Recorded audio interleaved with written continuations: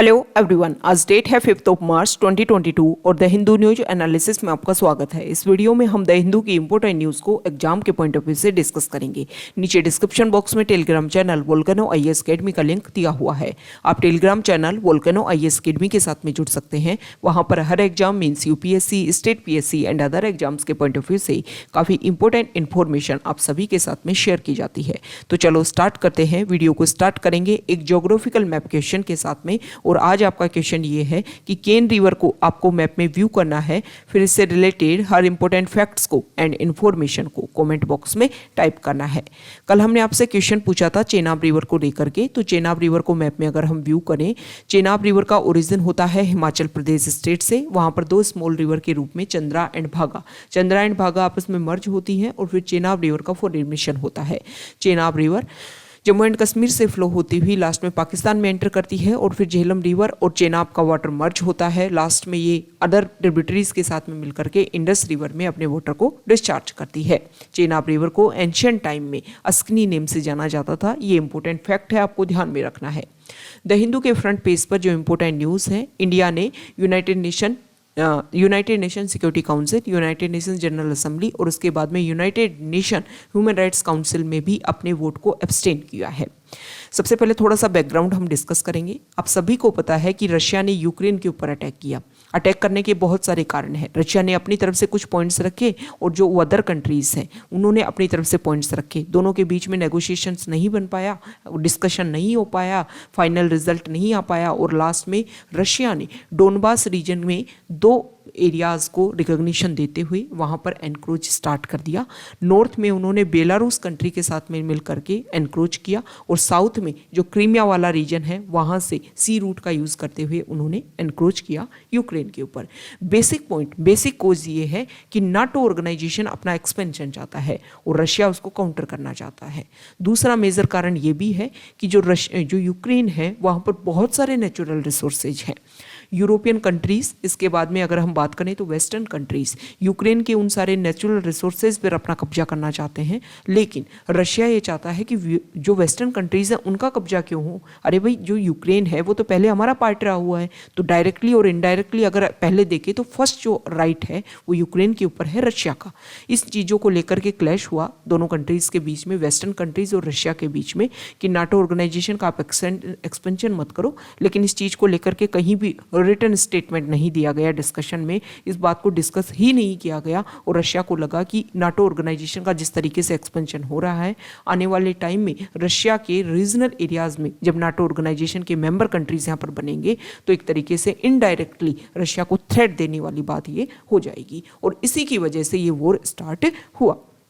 इसके अलावा और अदर कुछ रीजन्स भी हैं जिन सभी को अगर हम कंक्लूसिवली देखें तो ये मेजर कारण जो है जिसकी वजह से ये वॉर जो है, ये जो भी प्रॉब्लम थी, ये जो भी कन्फ्लिक्ट था वो वॉर में कन्वर्ट हो गया। अब यहाँ पर जो हमारा यूनाइटेड नेशन है, आप सभी को पता है United nation world war second के बाद में बनाया गया था और उसका मेजर काम यही था कि जो पूरे वर्ल्ड में पीस और स्टेबिलिटी लाई जा सके।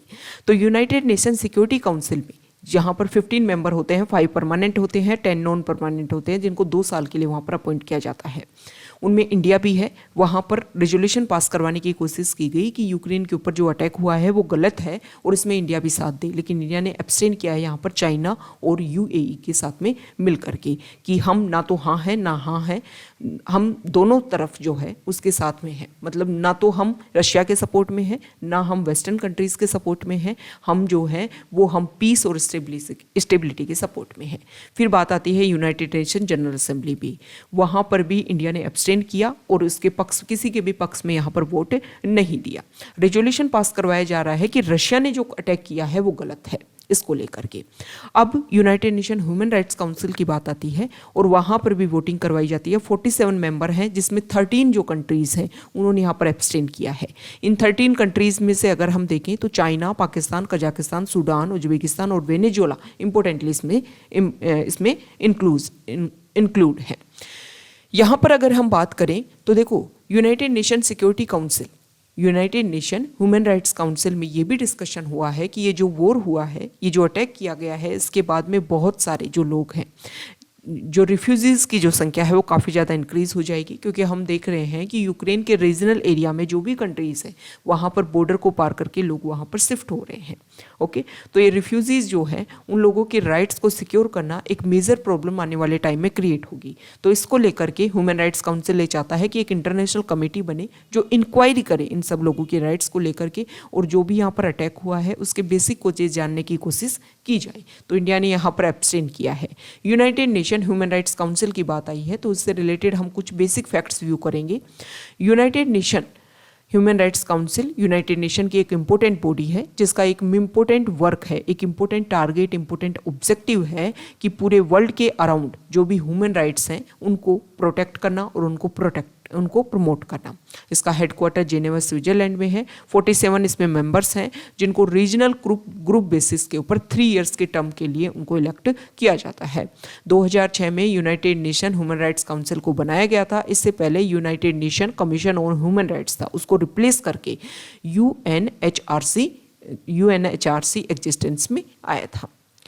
नेक्स्ट इंपॉर्टेंट आर्टिकल है यहाँ पर जो आर्टिकल है इसको लेकर के पहले आप थोड़ा सा बैकग्राउंड देखिए कि पंजाब हाई कोर्ट में एक ऑर्डर पास किया जाता है कि वहाँ के farmer state director general of police Sumedh Singh Saini रह चुके हैं, उनको प्रोटेक्शन देने के लिए हाई कोर्ट ने ये ऑर्डर पास किया कि फ्यूचर में भी अगर इनके खिलाफ में सुमेध सिंह सैनी के खिलाफ में कोई केस रजिस्टर होता है तो इनको अरेस्ट नहीं किया जाए।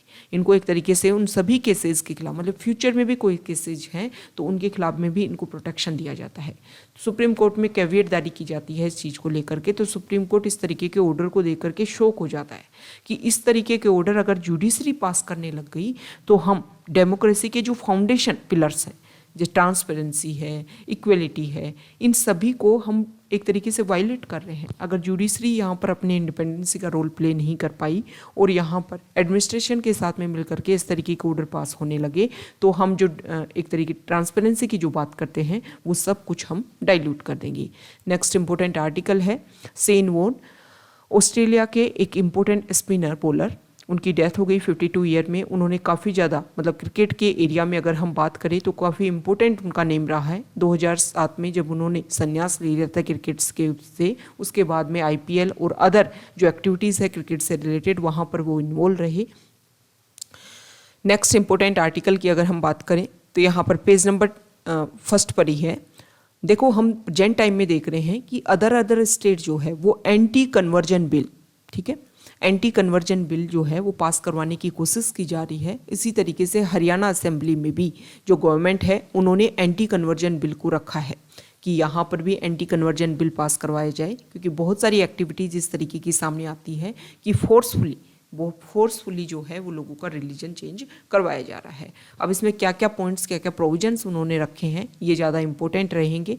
हालांकि जो अपोजिशन पार्टी है उन्होंने इसका विरोध किया, उन्होंने टीयरिंग कर दिया जो भी इसकी कॉपी थी, जिसको लेकर के यहाँ पर जो विरोध है वो काफ़ी ज़्यादा इंक्रीज हो गया।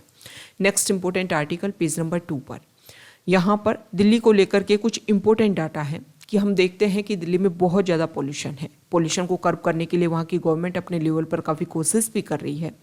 अब यहाँ पर लास्ट 8 ईयर का कंपैरिजन किया गया है कि 2013 से 2021 का अगर हम कंपैरिजन करें तो दिल्ली का जो ग्रीन कवर है वो 20% से 23.06% तक इंक्रीज हुआ है, मतलब लगभग 3% का वहाँ पर हाइक देखने को मिला है ग्रीन कवर में। ओके, इसके अलावा यहाँ पर यह भी बताया गया है कि जो भी ट्री प्लांटेशन होता है, हम देखते हैं कि रेनी सीजन में हर एरिया में, हर स्टेट में ट्री प्लांटेशन होता है, तो वहाँ पर जितने जो सैपलिंग्स वो लगाए गए, इम्प्लीमेंट किए गए, उनमें से कितने बच पाते हैं। तो इसमें अगर हम दिल्ली का कंपैरिजन देखें अदर स्टेट से तो यहाँ पर जितने भी प्लांटेशन किया गया गवर्नमेंट के द्वारा उसमें 75 to 80% जो है वो बच पाते हैं और एक ट्री के रूप में कन्वर्ट हो पाते हैं। तो ये काफ़ी अच्छा रेशियो है। ओके, इसके अलावा यहाँ पर जो एनवायरनमेंट मिनिस्टर है दिल्ली सरकार में, उन्होंने ये भी बोला कि जो हमारी सरकार है वो कोशिश कर रही है कि सिटी जो पोल्यूशन से फाइट करती है दिल्ली सिटी, उसको हम किस तरीके से काउंटर कर सकते हैं और किस तरीके की यहाँ की जो सर्कमस्टेंसेज हैं उनको काफ़ी बेहतरीन बना सकते हैं। तो उन्होंने बोला कि हम क्या कर रहे हैं, लॉन्ग टर्म सॉल्यूशन के ऊपर काम कर रहे हैं, ट्री प्लांटेशन किया जा रहा है, इलेक्ट्रिक व्हीकल्स के प्रमोशन के लिए हम काम कर रहे हैं। कुछ टाइम पहले हमने देखा था कि वहाँ की जो भी बसेज हैं उनको भी इलेक्ट्रिक व्हीकल में चेंज करने की वहाँ की सरकार कोशिश कर रही है। इसके अलावा एनवायरनमेंट मिनिस्टर ने ये भी बोला है कि दिल्ली में जो भी फॉसिल फ्यूल के ऊपर बेसिस बेसिस जो भी इंडस्ट्रीज हैं उन सभी को कन्वर्ट करके गैसेस फॉर्म में लाया जाएगा। तो ये चीज़ें हैं जिनके बेसिस पे दिल्ली सरकार जो है और दिल्ली में जो भी पोल्यूशन लेवल है उसको कर्व करने की कोशिश की जा रही है। Next important article page number 6 पर, यहाँ पर बॉटनिकल सर्वे ऑफ इंडिया ने एक बेरीज की एक नई स्पीसीज को डिस्कवर किया है। तमिलनाडु में जो कन्याकुमारी वाइल्ड लाइफ सेंचुरी है वहाँ पर ये जो नई स्पीसीज जो है वो मिली है। स्पीसीज का नाम है ग्लाइकोस्मिस एल्बी कार्पा। एक डिस्टिंक्ट लार्ज वाइट फ्रूट है, यहाँ पर देखिए इस तरीके का एक नया बेरीज मिला है। ये जो है वो अगर हम बात करें तो ऑरेंज फैमिली रूटेकी जो है उससे बिलोंग करता है। इसके अलावा सर्दर्न वेस्टर्न घाट में एंडेमिक स्पीसीज है, ये आपको ध्यान में रखना है। ओके, और ये जो नई स्पीसीज इसको रिसर्च किया गया है इसके बारे में अलग अलग जो भी जर्नल हैं उन सभी में पब्लिश किया गया है। यहाँ पर बात की गई है बॉटनिकल सर्वे ऑफ इंडिया की। तो बॉटनिकल सर्वे ऑफ इंडिया से रिलेटेड बेसिक फैक्ट्स अगर हम देखें तो इसका हेडक्वार्टर जो है मतलब कोलकाता वेस्ट बंगाल में ये लोकेटेड है। 13 फरवरी 1890 को इसको फाउंड किया गया था, मतलब ब्रिटिश एरा में फाउंड कर दिया गया था, ये इंपॉर्टेंट चीज़ है। और ministry of environment forest and climate change organisation के अंडर ये सर्वे काम करता है। और इसका पूरा काम ये है, टारगेट ये है कि पूरे इंडिया में एक तरीके से जो भी प्लांट वेल्थ है इंडिया में उसके बारे में रिसर्च करना, उसको कंजर्व करना और उसके बारे में सर्वे करना, ये इंपॉर्टेंट इससे रिलेटेड फैक्ट्स हैं। नेक्स्ट इंपॉर्टेंट न्यूज़ यहाँ देखिए एडिटोरियल पेज पर है। यहाँ पर जो आर्टिकल है, एक सेकेंड,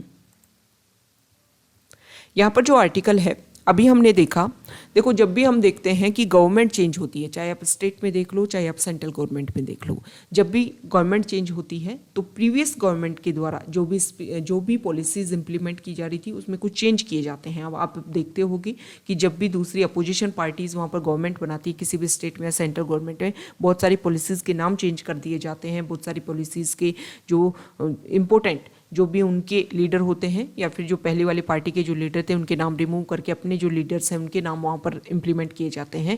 इसके अलावा अल्टरनेट करने में ही बहुत सारा टाइम जो है वो इम्प्लीमेंट किया जाता है। 5 ईयर्स का टर्म होता है जिसमें ज़्यादातर टाइम तो ये कोशिश करने में लगा दी जाती है गवर्नमेंट के द्वारा, अगर दूसरी गवर्नमेंट आती है तो वहाँ पर कि पहली गवर्नमेंट ने क्या काम किया उसमें हम कितना चेंजेस कर सकें।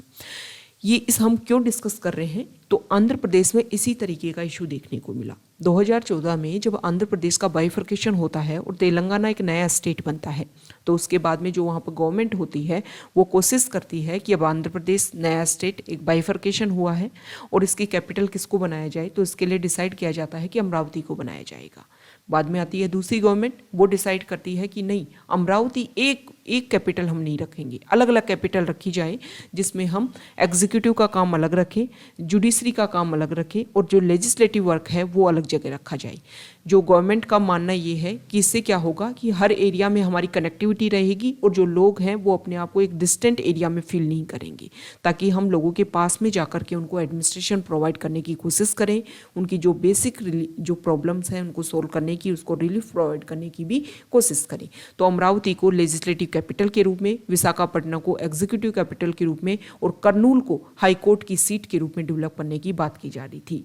लेकिन कुछ टाइम के बाद में ये देखा गया कि अमरावती को भी रिप्लेस करने की कोशिश की जा रही थी। तो इसको लेकर के वहाँ के जो फार्मर्स, जिनकी जो लैंड है, जिनका एक्विजिशन किया गया था, तो उन्होंने इस चीज़ को लेकर के प्रोटेस्ट किया। फिर हाई कोर्ट में इसको लेकर के पिटीशन डाली कि हमारी जो लैंड को एक्विजिशन किया गया, इसके उसको जिस काम के लिए इसका एक्विजिशन किया गया है उसी काम के लिए इसका यूज़ किया जाए। अब हाई कोर्ट ने ये ऑर्डर दिया है कि भई आपने अमरावती को अपनी कैपिटल बनाने की बात रखी थी, अब उसको आप अपनी कैपिटल बनाओ और उसमें जो भी आपका जो भी प्रोडक्शन है, जो भी आपका इंफ्रास्ट्रक्चर डेवलपमेंट है, वो टाइम के अकॉर्डिंग स्टार्ट हो जाना चाहिए। Next important article page number 10 पर यहाँ देखिए, देखो यहाँ पर जो आर्टिकल है वो सुप्रीम कोर्ट ने अपनी तरफ से कोशिश की कि रशिया और यूक्रेन में वॉर होने की वजह से हमारे इंडिया के बहुत सारे जो मेडिकल स्टूडेंट्स हैं, स्पेसिफिक अगर हमने देखा तो हमारे इंडिया के जो भी वहाँ पे सिटीजन्स फंसे हुए हैं, ट्रैप हुए हुए हैं यूक्रेन में, जिसमें मेजोरिटी में जो मेडिकल स्टूडेंट्स हैं उनका पार्टिसिपेशन है। तो इसको लेकर के जो जुडिशरी है उसको लेकर के सोशल मीडिया पर बहुत सारे मैसेजेस भी वायरल हो रहे हैं कि जुडिशरी को इसमें इंटरवीन करना चाहिए। तो कल भी हमने डिस्कस किया था कि हमारे जो CJI हैं उन्होंने बोला कि क्या हम रशिया के जो प्रेसिडेंट है उनको अवेयर करेंगे, क्या उनके साथ में डिस्कशन करेंगे कि नहीं आपको वॉर बंद कर देनी चाहिए। हमारी जो गवर्नमेंट है उनको हम इंस्ट्रक्शन दे सकते हैं, और जो हमारी गवर्नमेंट है वो अच्छे से वर्क कर रही है। उन्होंने ऑपरेशन गंगा लॉन्च किया है, और अच्छे से जो रीजनल कंट्रीज है उनका हेल्प, उनका कोऑपरेशन के साथ में मिल करके उन सभी कंट्रीज में जो भी हमारे एम्बेसीज हैं उन सभी के साथ में मिल करके गवर्नमेंट अपना इवैक्यूएशन जो प्रोसीजर है उसको कंप्लीट कर रही है। यहाँ पर अगर हम बात करें तो सुप्रीम कोर्ट ने ये बोला था कि कुछ हेल्पलाइंस ओपन करनी चाहिए हमारी गवर्नमेंट को, ताकि जो पेरेंट्स हैं जिनके बच्चे वहाँ पर फंसे हुए हैं और जो चिल्ड्रन वहाँ पर फंसे हुए हैं उन सभी का कम्युनिकेशन हो सके, और पता चल के उनकी अपडेट जो रूट है वो पता चल सके कि किस जगह पर और किस प्रॉब्लम में वो फंसे हुए हैं। यहाँ पर ये भी बोला गया है कि हमारे जो अटॉर्नी जनरल हैं उनके द्वारा कि इंडिया जो है, इस इंडिया को एक्सपीरियंस है इस तरीके के जो इवैक्यूएशन मेथड है, इवैक्यूएशन जो भी प्रोसीजर है उनको करने का। इससे पहले भी कुवैत में इंडिया के बहुत सारे लगभग 1 लाख के लगभग इंडिया के सिटीजन जो है वहाँ पर फंस गए थे, और वहाँ पर जब इस तरीके के केसेस देखने को मिले, इस तरीके की वॉर जैसी सिचुएशन क्रिएट हुई, तो इंडिया ने उन सभी को एयरलिफ्ट किया था वहाँ से। ओके, तो इस तरीके का इंडिया को एक्सपीरियंस है, और वो जो एक्सपीरियंस है वो इंडिया के लिए काफ़ी ज़्यादा इम्पोर्टेंट रहेगा। यहाँ पर अटॉर्नी जनरल की बात हुई है, तो अटॉर्नी जनरल से रिलेटेड बेसिक फैक्ट्स हम देख लेते हैं। आपका क्वेश्चन ये है अटॉर्नी जनरल को लेकर के कि जो हमारा कॉन्स्टिट्यूशन है क्या उसमें अटॉर्नी जनरल की टर्म कितनी रहेगी, इसके बारे में कुछ बताया गया है, कुछ प्रोविजन है इससे रिलेटेड, ये आपको कमेंट बॉक्स में बताना है। यस और नो में आपको अपना आंसर देना है, और अगर टर्म डिसाइड की गई है तो कितनी ईयर की उनकी टर्म रहेगी ये भी आपको बताना है। अटॉर्नी जनरल जो है वो इंडियन गवर्नमेंट का, जो भी इंडियन गवर्नमेंट के रूप में रहेगी, जो भी पार्टी इंडियन गवर्नमेंट बना रही है उनके चीफ लीगल एडवाइजर के रूप में, इसके अलावा सुप्रीम कोर्ट के सामने गवर्नमेंट के लिए चीफ एडवोकेट का वो रोल प्ले करते हैं। प्रेसिडेंट ऑफ इंडिया के द्वारा उनको अपॉइंट किया जाता है, और यूनियन कैबिनेट की जो एडवाइस है उसके ऊपर प्रेसिडेंट ऑफ इंडिया उनको अपॉइंट करते हैं। हमारे कॉन्स्टिट्यूशन के आर्टिकल 76 सब क्लोज 1 में उनके बारे में बताया गया है, और प्रेसिडेंट की प्लेजर के during the pleasure of the president वो अपनी ऑफिस को होल्ड करते हैं। कोई भी पर्सन जो सुप्रीम कोर्ट का जज अपॉइंट हो सकता है, मतलब 5 साल तक किसी हाई कोर्ट में जज रहा हो या 10 साल तक एडवोकेट रहा हो, इस तरीके से, या फिर जो प्रेसिडेंट है उनकी सामने उनके ओपिनियन में एक एमिनेंट जूरिस्ट रहा हो, तो उसको attorney general of India appoint किया जा सकता है। प्रेजेंट टाइम में हमारे 5th और करंट अटॉर्नी जनरल है के वेणुगोपाल, और उनको रीअपॉइंट किया गया प्रेसिडेंट के द्वारा, रामनाथ कोविंद के द्वारा 2020 में। 2017 में उन्होंने अपनी सर्विस देना स्टार्ट कर दिया था, और अब उनको दोबारा से रीअपॉइंट कर दिया गया है। नेक्स्ट इंपॉर्टेंट आर्टिकल यहाँ देखो अब यूक्रेन में जो हमारे मेडिकल स्टूडेंट वहाँ पर ट्रैप हुए, अब उनकी जो एजुकेशन है, उनकी जो डिग्री है, उनके ऊपर एक डेंजर सामने आ रहा है। तो इंडियन मेडिकल एसोसिएशन ने एक इम्पोर्टेंट बात बोली है, हमारे जो प्राइम मिनिस्टर हैं उनको लेटर लिखा है, और उनसे ये बात बोली है कि जो भी स्टूडेंट्स वहाँ से वापस आए हैं, रिटर्न हुए हैं, उनकी डिग्री को कंप्लीट करवाने की जो जिम्मेदारी है वो इंडियन मेडिकल एसोसिएशन को दी जानी चाहिए, कि वो अपनी जो डिग्री है वो हमारे इंडियन इंस्टीट्यूशंस में कंप्लीट करें। उनकी जो डिग्री है फिर वो इंडिया से ही, मतलब वो पासिंग आउट कॉलेजेस जब रहें तो इनको इंडिया से ही, इंडिया की जो इंस्टीट्यूशन है उनसे ही उनको पास किया जाए। देखो अभी प्रेजेंट टाइम में हम देख रहे हैं कि हमारे इंडिया के कुछ टाइम पहले हमने ये डिस्कस भी किया था, कुछ ऐसे ग्राफ द हिंदू में सामने आए थे जिसमें दिखाया गया था कि लास्ट अगर कुछ सालों से अगर हम कंपैरिजन करें तो फॉरेन कंट्रीज़ में मेडिकल एजुकेशन के लिए बहुत ज़्यादा संख्या में हमारे इंडिया के स्टूडेंट्स वहाँ पर जा रहे हैं। इसको लेकर के अभी हमारे प्राइम मिनिस्टर ने इंपॉर्टेंट स्टेटमेंट भी दिया कि क्यों ना हम प्राइवेट सेक्टर के साथ में मिल करके इस तरीके का इंफ्रास्ट्रक्चर डेवलप करें कि हमारे जो स्टूडेंट जो अपनी मेजोरिटी में जो फीस है वो फॉरेन कंट्रीज़ को देते हैं वो हमारे इंडिया में ही रुके, हमारे जो स्टूडेंट्स हैं वो इंडिया से ही पास आउट रहें, और उसका जो फिर यूज़ है वो इंडिया के एक बेसिक लेवल पर, ग्राउंड लेवल पर, जो रूरल एरियाज़ है वहाँ पर डेवलपमेंट करने में उन सारी जो हमारा यूथ है उसका हम यूज़ कर सकें। और इंफ्रास्ट्रक्चर अच्छे से डेवलप होगा, हेल्थ सेक्टर अच्छे से डेवलप होगा, तो बहुत सारी जो प्रॉब्लम है वो काफ़ी अच्छे लेवल पर हम सॉल्व कर पाएंगे। नेक्स्ट इंपॉर्टेंट आर्टिकल है पेज नंबर 12 पर, यहाँ देखिए, यहाँ पर जो आर्टिकल है वो जम्मू एंड कश्मीर में जो डिलिमिटेशन कमीशन बना था रंजना देसाई की अध्यक्षता में डिलिमिटेशन कमीशन बनाया गया लास्ट ईयर। उसके साथ में उनके जो हमारे चीफ इलेक्शन कमिश्नर है वो इसमें शामिल थे, chief election commissioner Sushil Chandra, और जो स्टेट इलेक्शन कमीशन जो होता है वो एक्स ऑफिशियो मेंबर के रूप में इसमें शामिल था। मतलब ये 3 लोग थे डिलिमिटेशन कमीशन में। अब ये जो डिलिमिटेशन कमीशन है उन्होंने सेंसस 2011 के बेसिस पर जो डाटा है उनका यूज़ करते हुए यहाँ पर जो भी कंस्टिट्यूएंट असेंबलीज हैं, जो भी यहाँ पर सीट्स हैं, उनको एक तरीके से चेंज करने का, अल्टरनेट करने का, उनकी जो बाउंड्रीज हैं, उनका जो एरियाज है, उन सबको डिमिनिश या इंक्रीज करने का ये काम यहाँ पर किया, जिसको लेकर के प्रोटेस्ट हुआ। एक तरीके से कोशिश की गई कि जो भी पार्लियामेंटेरियन मेंबर्स हैं यहाँ से उनको भी रिप्रेजेंट रखा गया कि जो भी डिलिमिटेशन कमीशन का रिजल्ट आता है उसको आप ओवरव्यू करो। तो यहाँ पर जो एनसी पार्टी के जो मेंबर्स हैं उन्होंने इसका विरोध किया कि यहाँ पर जो भी सीट्स हैं उनको अलग तरीके से, एक तरीके से मैनिपुलेट करने की कोशिश की गई है। ओके, अब यहाँ पर विरोध इसलिए हो रहा है कि कुछ इस तरीके की कंस्टिट्यूएंसीज बना दी गई हैं जिसमें कुछ एरिया जो है वो अदर कंस्टिट्यूएंसीज का है और उस अदर एरिया को, स्मॉल एरिया को चारों तरफ से सराउंड कर रखा है किसी अदर कंस्टिट्यूएंसीज ने। तो यहाँ पर इस तरीके से आप समझिए, यहाँ देखिए ऐसे कि डिलिमिटेशन कमीशन में जो जम्मू एंड कश्मीर वाला जो रीजन है, अगर हम इस तरीके से देखें तो यहाँ पर पहले ये इस तरीके से था, लेकिन आप सभी को पता है 5 अगस्त 2019 को बाइफर्केशन हो गया इसका।